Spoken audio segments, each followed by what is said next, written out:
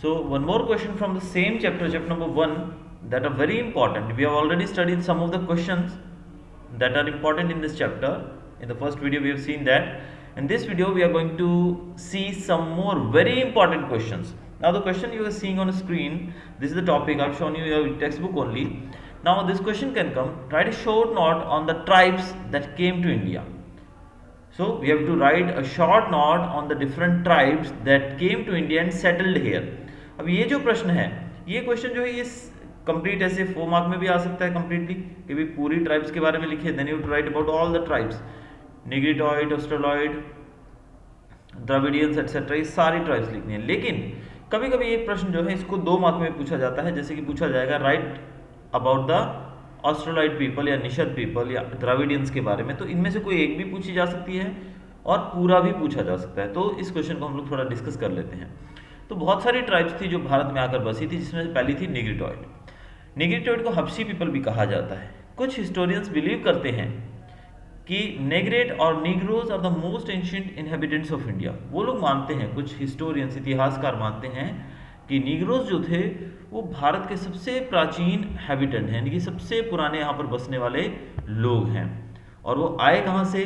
They came from Africa via Balochistan to India. वो Africa से बलूचिस्तान होते हुए भारत में एंटर हुए थे, यानी कि अफ्रीका से बलूचिस्तान गए और वहाँ से होते हुए भारत की तरफ आए.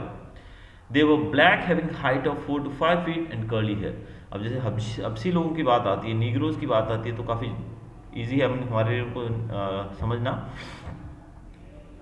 हम जानते हैं कि उनको देखने में वो कैसे दिखाई देते हैं.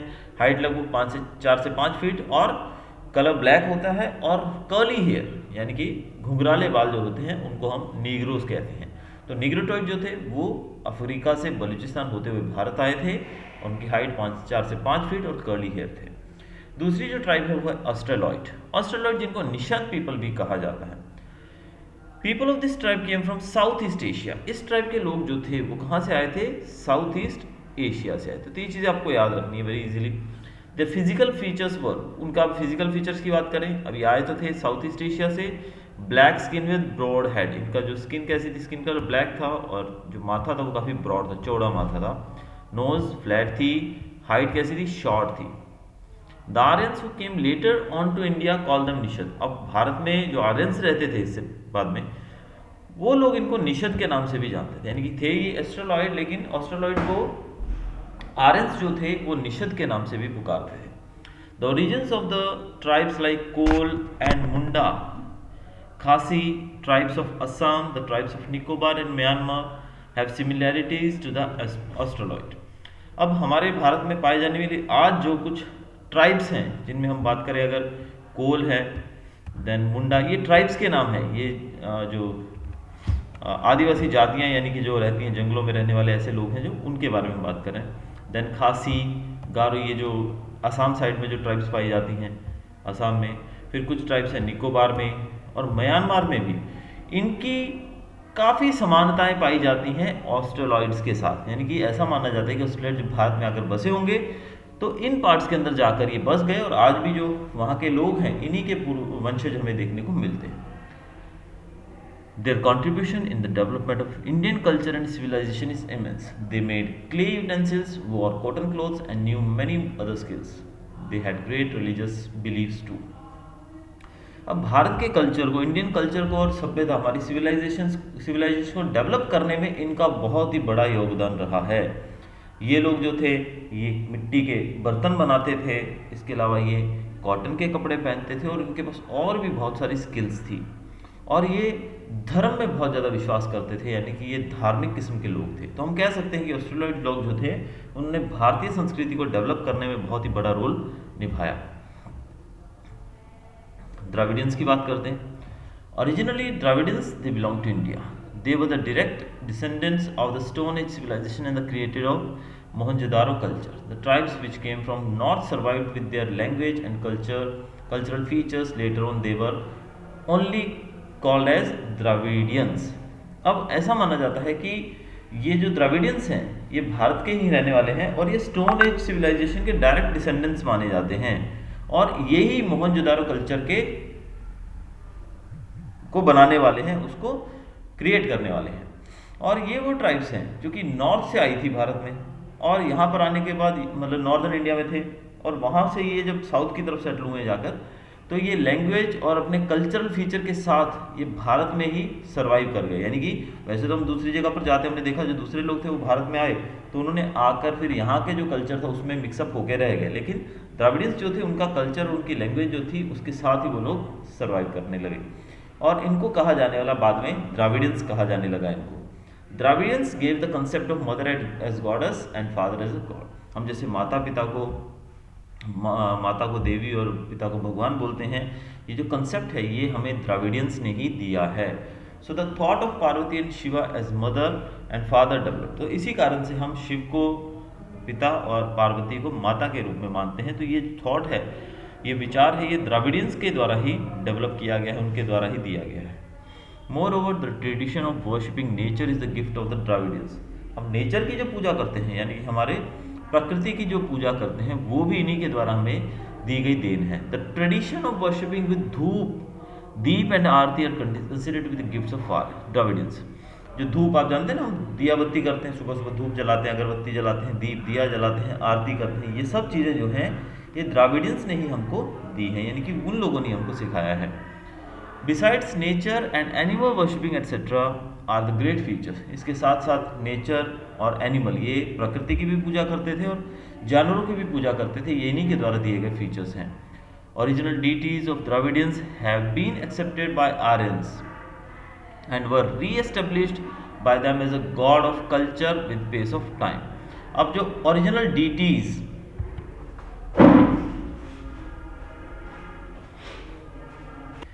डीटीज का मतलब होता है देवी देवता, ठीक है। तो ओरिजिनल डीटीज जो थे ना द्राविडियंस के, यानी कि द्राविडियन जिनकी पूजा करते थे, उन्हीं को आर्यन लोगों ने भी एक्सेप्ट किया था अपने भगवान के रूप में, और फिर उनको समय के साथ साथ गॉड ऑफ कल्चर, पूरे कल्चर के वो भगवान बनकर रह गए। यानी कि द्राविडियंस जिनकी पूजा करते थे, आर्यंस भी उन्हीं की पूजा करते थे। Under the tremendous influence of north, Aryan culture was deeply internalised by the द्राविडियंस।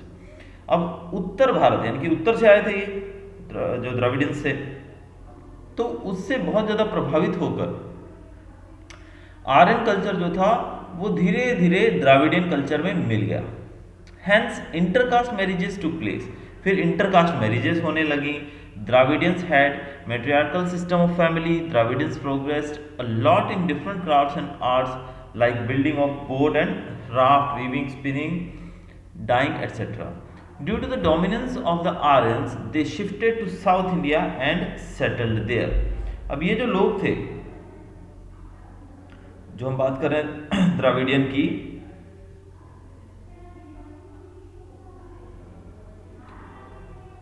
ये लोग जो थे इनकी इंटरकास्ट मैरिजेस होने लग गई, और ये जो लोग थे द्राविडियंस, ये बहुत ही ज़्यादा मतलब कारीगर बहुत अच्छे किस्म के थे। ये क्राफ्ट और आर्ट्स जो थे उसमें काफ़ी ज़्यादा सक्षम थे, काफ़ी ज़्यादा इनको उसमें स्किल हासिल थी।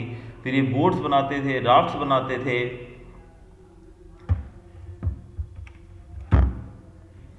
इसके अलावा ये वीविंग, स्पिनिंग, डाइंग यानी कपड़ों को डाई वगैरह किया जाता है, इस तरह के कार्य भी ये करते थे। अब उस समय जो था आर्यन लोगों का बहुत ही ज़्यादा प्रभुत्व था, यानी कि आर्यन लोगों का जो डोमिनेंस था वो ज़्यादा था उत्तर भारत की तरफ, इसलिए द्राविडियंस जो थे वो साउथ की तरफ शिफ्ट हो गए, यानी कि दक्षिण भारत की तरफ चले गए और वहाँ ही वो सेटल हो गए। और इसी कारण से आज हम अगर हम बात करें तो द्राविडियन फैमिली की जो भाषाएँ हैं वो हैं तमिल, तेलुगु, कन्नड़ और मलयालम जैसी भाषाएँ। ये दक्षिण भारत में ही बोली जाती हैं, साउथ इंडिया में ही बोली जाती हैं। ये क्यों? क्योंकि द्राविडियंस वैसे तो उत्तर से आए थे, लेकिन आर्यन लोगों के प्रभाव के कारण ये दक्षिण भारत की तरफ शिफ्ट हो गए। और आपको ये भी बता दूं कि द्राविडियन जो थे उनके अंदर मैट्रियार्कल सिस्टम ऑफ फैमिली था, यानी कि जो परिवार था उसकी प्रमुख महिलाएं होती थी, ना कि पुरुष। लेकिन हमारे समाज के अंदर वैसे हम देखते हैं कि पुरुष प्रधान समाज है, लेकिन इन लोगों में महिलाएं ही मुखिया होती थी घर की। अब कुछ और ट्राइब्स की बात करें, apart from above Mongoloid, Alpine, Dinaric, Armenoid tribes were also there in India. इसके अलावा कुछ ट्राइब्स के नाम भी यहाँ दिए गए जिसमें हम मोंगोलॉइड के बारे में देखते हैं। मोंगोलॉइड जो लोग थे वो नॉर्थ चाइना से आए थे वाया तिब्बत, यानी कि उत्तर चीन से वो आए थे तिब्बत के रास्ते, और वो फिर नॉर्थ असम में, सिक्किम में, भूटान, वेस्ट बंगाल, यानी कि कुल मिला के बोले तो ईस्ट इंडिया के अंदर, ईस्ट इंडिया में ये लोग सेटल हो गए। They gradually Indianized themselves. Mongoloid people possess the physical characteristics like yellow complexion, flat face. अब ये लोगों ने भारत में बसने के बाद अपने आप को इंडियनाइज कर लिया, यानी कि भारत के रंग ढंग में ढल गए पूरे तरीके से। इनके कैरेक्टरिस्टिक्स की बात करें, फीचर्स की, तो ये येलो इनका कलर होता था, flat face, chubby cheeks, almond shaped eyes. जैसे कि आप अगर आप किसी भी नेपाल साइड या फिर हमारा जो ईस्टर्न पार्ट से आने वाले जो लोग हैं, मणिपुर, मिजोरम, सिक्किम, भूटान, इस तरह से जो भी लोग आते हैं, आसाम वाले, वो कैसे होते हैं आप जानते हैं। उनका जो कैसा होता है, फेस जो है वो फ्लैट रहता है, चीक्स चबी रहते हैं, आंखें बहुत छोटी छोटी होती हैं। Having yellow complexion, Mongoloids were also known as Kirat. इनका जो रंग था वो पीला होता था, इसी कारण से इनको किरत का नाम भी दिया गया था कुछ लोगों के द्वारा। अल्पाइन, डिनरिक और Armenoid, these people migrated from central Asia. अब ये जो ट्राइब्स हैं ये सेंट्रल एशिया से भारत में आई। All these three tribes have similarities. The origin of these tribes are found in large number in Gujarat, Saurashtra, Maharashtra, Bengal and Odisha, formerly known as Odisha. अब ये जो लोग हैं अल्पाइन, डेनारिक और अर्मेनॉइड, ऐसा कहा जाता है कि सेंट्रल मध्य एशिया से आए थे, और इन ट्राइब्स की सिमिलैरिटीज एक दूसरे के साथ काफ़ी ये मिलती जुलती थी, तीनों ट्राइब्स जो थी। और ऐसा माना जाता है कि ट्राइब्स की शुरुआत जो हुई इनके जो जीन्स हैं, शुरुआती जीन्स जो हैं, वो पाए गए थे गुजरात, महाराष्ट्र, बंगाल, उड़ीसा और सौराष्ट्र जैसी जगहों में। अगला है हमारा टॉपिक आर्यंस। आर्यंस जो कि बहुत इंपॉर्टेंट टॉपिक है यहाँ पर। The Nordic Aryans were the creators of Aryan civilisation in India. ये आर्यन सभ्यता की शुरुआत करने वाले लोग थे। हिंदूज को भी आर्यंस कहा जाता था प्राचीन समय में। और जो एरिया बहुत ज़्यादा डेंसली पॉपुलेटेड था आर्यंस के कारण, यानी कि जहाँ पर आर्यन लोगों की पॉपुलेशन ज़्यादा थी, उस एरिया को आर्यव्रत कहा जाता था। क्या कहा जाता था? आर्यव्रत कहा जाता था। As 7 rivers were flowing over there, वहाँ से 7 नदियाँ बहती थी, इसलिए इस जगह को नाम दिया गया था सप्त सिंधु। सप्त सिंधु क्यों दिया गया था? क्योंकि यहाँ पर 7 नदियाँ बहती थी। और आर्यव्रत इसलिए कहा गया था क्योंकि आर्यन पॉपुलेशन यहाँ ज़्यादा थी। इन ancient time the first Aryan population was concentrated in the northwest. The area of Aryavarta was extended up to Mithila, Bihar in the east. In south, it was spread up to Vindhyachal during post-Vedic period. अब सबसे पहले बात करें शुरुआती दिनों की, तो Aryan population जो थी वो नॉर्थ वेस्ट में फैली हुई थी। यहाँ से शुरू होकर ये आर्यव्रत, यानी कि जो भारत जिसका प्राचीन नाम हम बोल सकते हैं कि आर्यव्रत, जहाँ पर आर्यन ज़्यादा रहते थे, वो एरिया लगभग मिथिला, बिहार तक फैला हुआ था ईस्ट में, और साउथ की बात करें दक्षिण में तो विंध्याचल तक फैला हुआ था। They were more advanced people than any other contemporary tribes. Aryan सबसे ज़्यादा एडवांस लोगों में से एक माने जाते हैं। This vast land was recognised with various names. तो ये जो जहाँ पर ये लोग रहते थे, जैसे कि जिसको हमने नाम दिया आर्यव्रत, इसके साथ साथ इसको बहुत सारे नाम भी दिए गए हैं, जैसे कि भारत भूमि, भारत खंड, भारतवर्ष। तो ये सब नाम दिए गए हैं भारत को ही। अब ये सब नाम दिए गए लगभग जो राजा भरत थे, भरत राजा जो थे उनके नाम के ऊपर, या फिर भरतकुल जो कि एक ट्राइब है उसके नाम पे भरतकुल के हिसाब से भी इसको नाम दिया गया है, भारतखंड, भारतवर्ष या फिर भारत भूमि। आर्यंस और नेचर लवर्स। आर्यंस की खासियत ये थी कि नेचर लवर्स थे, ये नेचर, प्रकृति से प्यार करने वाले लोग थे। They loved and worship trees. ये पेड़ों को बहुत प्यार करते थे, पहाड़ों को, सूर्य देवता को, हवा को, बारिश को, यानी कि हर एक चीज़ को ये प्यार करते थे, नेचर को। दे हैड कंपोज्ड हिम्स रिचार्ज for praying to various natural elements. इन्होंने रिचार्ज यानी कि मंत्रों के द्वारा अलग अलग एलिमेंट्स की पूजा करने की, उनकी प्रेयर करने की भी इन्होंने कंपोज किए, इन्होंने ऐसे मंत्र भी, जिससे ये इनकी पूजा कर सके। In due course of time, some religious ceremonies like recitation of Vedas, performing yajna and other activities became prevalent in India. अब उसी दौरान भारत के अंदर वेदों को रिसाइट करना, फिर यज्ञ परफॉर्म करना, ऐसी ऐसी एक्टिविटीज़ भारत में और ज़्यादा होने लगी।